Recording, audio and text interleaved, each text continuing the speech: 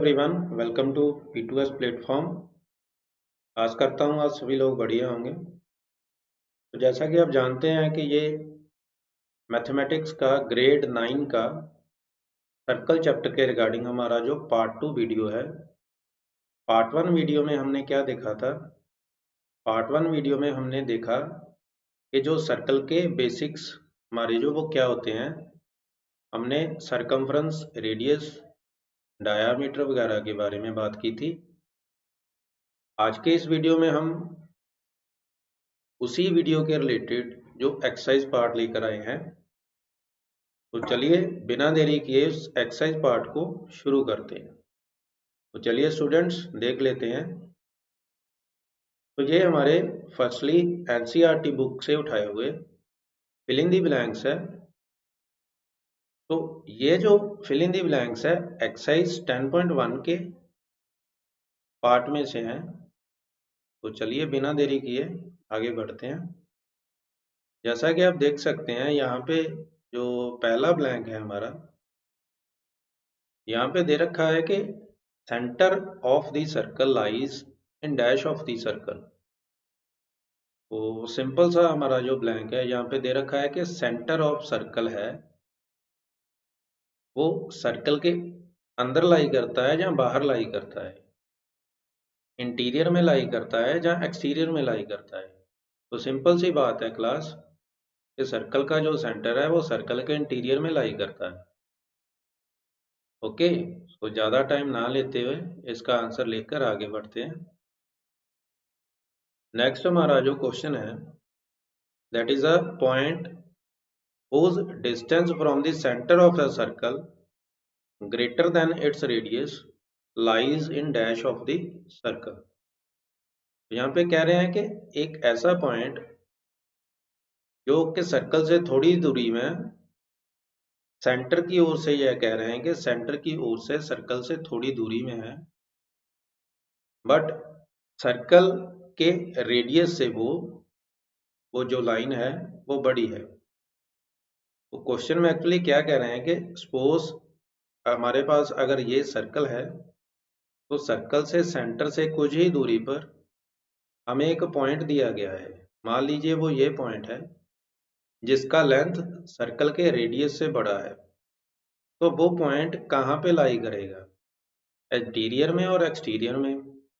तो जैसा कि आप सभी जानते हैं कि ये लेंथ सर्कल के एक्सटीरियर में आ गई, तो इट मीन्स ये पॉइंट है जो हमारा ये एक्सटीरियर में होगा। तो इसका आंसर क्या हुआ? एक्सटीरियर हो गया। सिंपल सा क्वेश्चन था। पहले दो हमारे बिल्कुल सिंपल क्वेश्चन थे। तो आगे बढ़ते हैं। आगे हम थर्ड क्वेश्चन में देख सकते हैं the longest chord of the circle is dash of the circle. तो ये चीज हमने आपको पिछले जो वीडियो में पूरा अच्छी तरीके से एक्सप्लेन किया था कि जो सर्कल होता है, सर्कल का जो सेंटर होता है, जो कॉर्ड सर्कल के सेंटर को क्रॉस करे, जो कॉर्ड सर्कल के सेंटर को क्रॉस करे उस कॉर्ड को हम डायामीटर बोलते हैं। एंड वही हमारा क्या होता है? लॉन्गेस्ट कॉर्ड भी होता है। एंड उस लॉन्गेस्ट कॉर्ड को हम क्या बोलते हैं? डायामीटर ही तो बोलते हैं। सिंपल सा आंसर है इसका। तो diameter is the longest chord of the circle. तो इसका आंसर क्या रहेगा? हमारा डायामीटर रहेगा। चलिए आगे देखते हैं। आगे है an arc is dash when its ends are the ends of diameter. Arc के बारे में हमने उस दिन पढ़ा था। आर्क क्या होता है कि एक ऐसा सरकमफ्रेंस, सर्कल का एक ऐसा पार्ट जो सर्कल को इनकम्प्लीट दिखाए। तो मान लीजिए ये हमारा एक आर्क है जो मैंने ब्लू कलर से ड्रॉ किया, और एक हमारा ये आर्क है जो मैंने येलो कलर से ड्रॉ किया। अभी यहाँ पे कह रहे हैं an arc is dash when its ends are ends of the diameter. तो कह रहे हैं कि डायामीटर के ऊपर ये दोनों के दोनों आर्क आकर के मिले, खत्म हुए, तो इस पार्ट को हम क्या बोलेंगे? इस पार्ट को हम क्या बोलेंगे? जो ब्लू पार्ट है ये भी हमारा आधा सर्कल है, जो हमारा येलो पार्ट है ये भी हमारा आधा सर्कल है। तो इस आधे सर्कल को हम क्या बोलते हैं? आधे सर्कल को हम सेमी सर्कल बोलते हैं।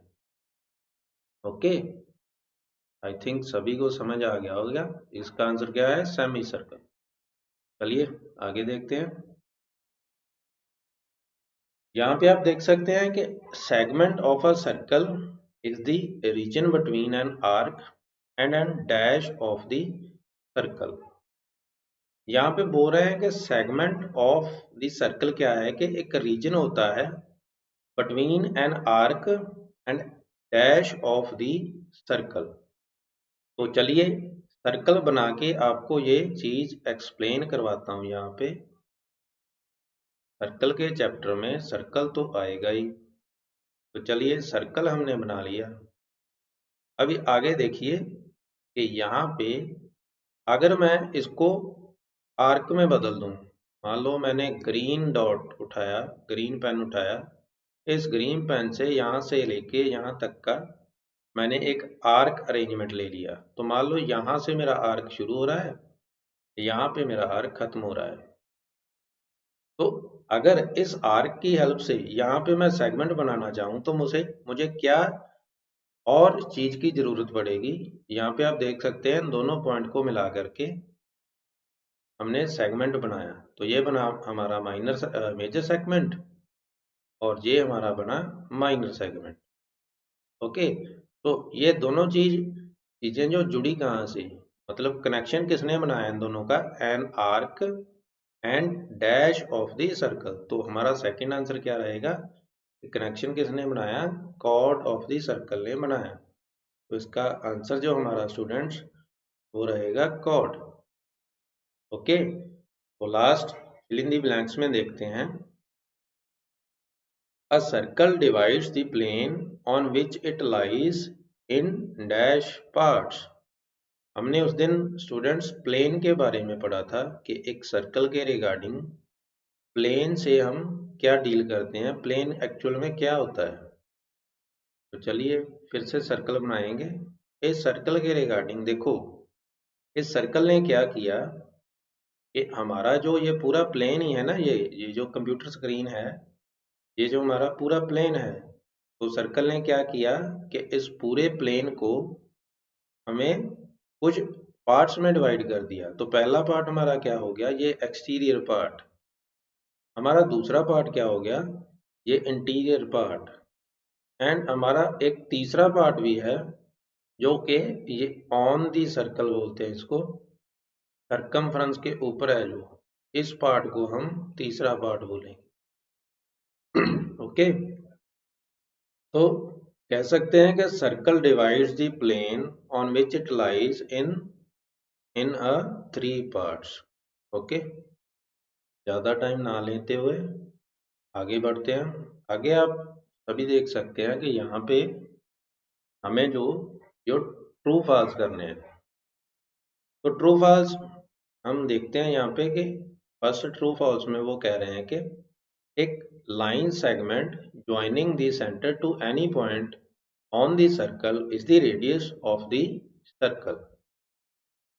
एक बार इसको ध्यान से देखिए, आपको ये अच्छे से समझ आ जाएगा। A line segment joining the center to any point on the circle is the radius of the circle।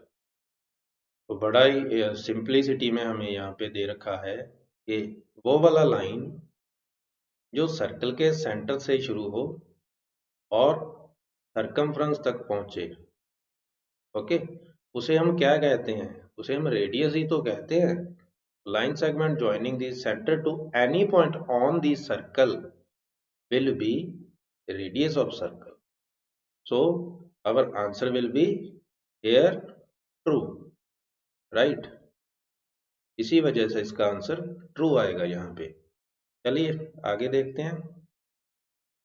Next हमें यहाँ पे दे रखा है a circle has only finite numbers of equal chords.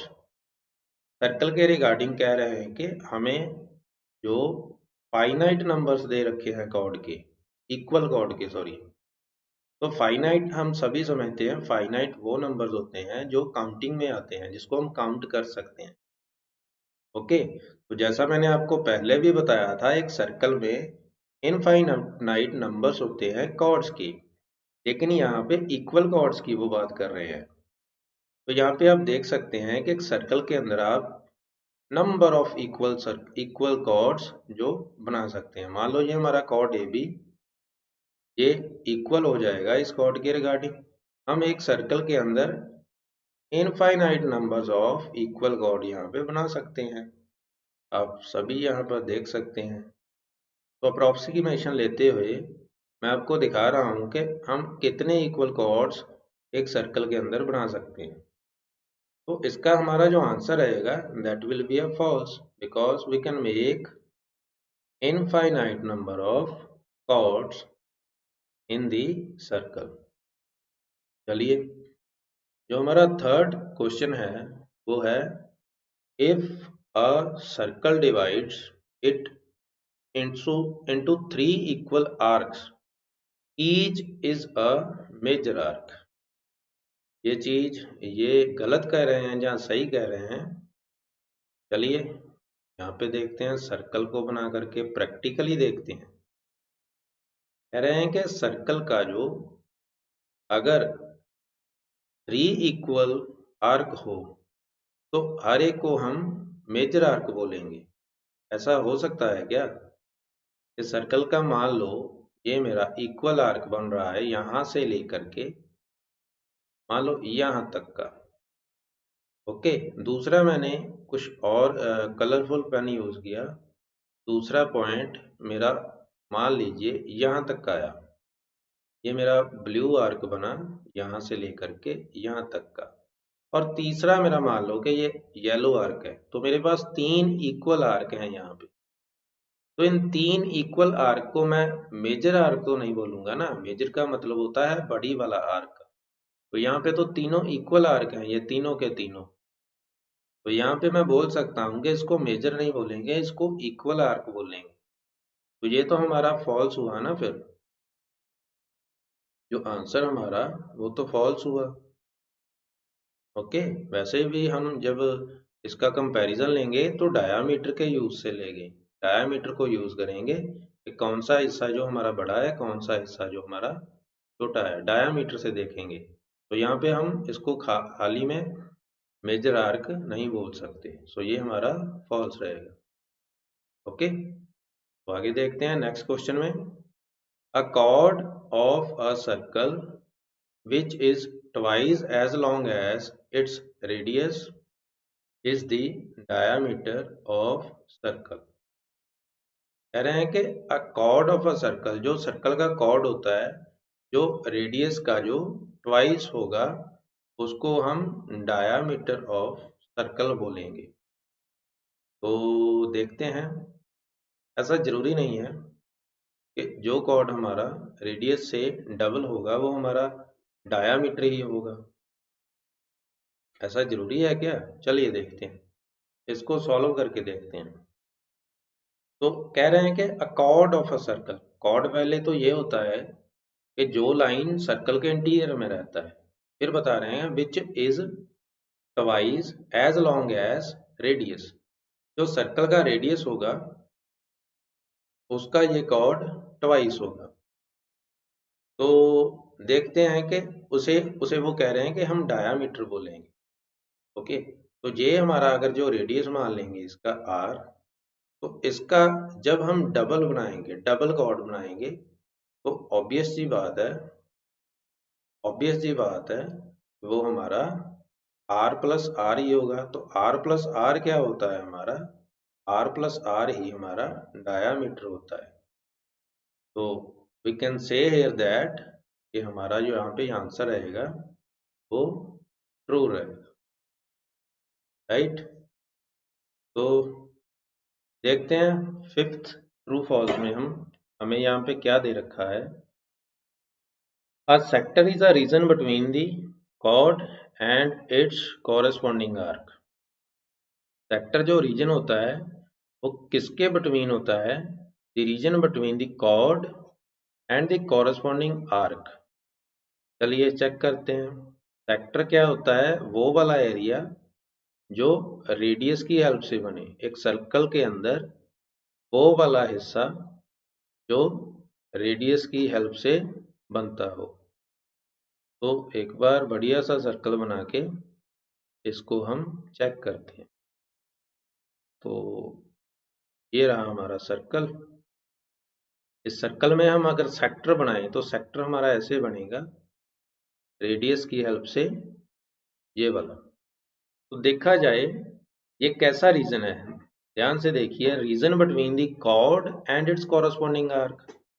तो ये हम यहाँ पे बोलेंगे कि ये चीज गलत है, ये कॉर्ड की हेल्प से नहीं हुआ, ये हमारा जो है वो रेडियस की हेल्प से हुआ। यहाँ जो सेक्टर है वो ये रेडियस की हेल्प से बनता है। ओके, इस वाले जो आर्क को हम रेडियस पे देख सकते हैं, यहाँ पे कॉर्ड का कोई नामो निशान नहीं है, तो कह सकते हैं कि ये हमारा जो फॉल्स है। ऐसे मैं बता दूं कि जो चीज कॉर्ड की हेल्प से बनती है उसको हम सेक्टर नहीं, उसको हम सेगमेंट बोलते हैं। ओके, सो इसीलिए ये हमारा जो दरअसल फॉल्स है। तो लास्ट क्वेश्चन में देखते हैं हम, आज के इस एक्सरसाइज का लास्ट क्वेश्चन है, a circle is a plane figure. चलिए इसको भी हम यहाँ पे देखेंगे, मैथमेटिकली देखेंगे कि how circle is a plane figure. बोलते तो हैं हम कि सर्कल एक प्लेन फिगर है, वो कैसे है कि सर्कल अगर प्लेन है तो उसका 2 डायमेंशन होना चाहिए। ओके, तो वो 2 डायमेंशन कहाँ से आता है, चलिए चेक करते हैं। हम सर्कल का रिप्रेजेंट करने के लिए उसको प्लेन में बनाते हैं। तो यहाँ पे अगर हम सर्कल का एरिया का बात करें तो सर्कल का एरिया होगा pi into r square. Okay, तो यहाँ पे पाई अगर देख लें हम, पाई हम सभी को पता है कि पाई का जो रेशो होता है वो क्या होता है, सरकमफ्रेंस डिवाइड बाय डायामीटर। तो यहाँ पे अगर पाई देखें, रेडियस देखें, तो रेडियस तो डायामीटर का इंटरलिंक ही होता है, तो ये हमारा 1 डायमेंशन हो गया यहाँ पे। ओके, एंड जो सर्कल का सरकमफ्रेंस होगा ये वाला, ये जो हमारा इसका सेकंड लिंक लेते हुए सरकमफ्रेंस यहाँ पे कंपेयर हुआ ना पाई के साथ, तो इसको हम 2 डायमेंशन बोल देंगे, इसका दूसरा डायमेंशन। ये जो हमारा सरकमफ्रेंस पहला डायमेंशन हो गया, डायामीटर हमारा दूसरा डायमेंशन हो गया, तो इसीलिए ये 2D शेप बना। तो 2D शेप क्या होता है, एक प्लेन फिगर होता है। तो यहाँ पे हमारा आंसर जो होगा वो ट्रू होगा। तो चलिए दोस्तों, आज के लिए इतना ही। नेक्स्ट वीडियो में हम थ्योरम्स पढ़ेंगे, जो आपके सर्कल चैप्टर का बहुत ही इम्पोर्टेंट हिस्सा है। तो नेक्स्ट वीडियो के लिए आपको अलर्ट रहना होगा, नेक्स्ट वीडियो आपके लिए बहुत ही इम्पोर्टेंट होने वाला है। तो आज के वीडियो के लिए इतना ही। चलिए, thank you to all for watching the video.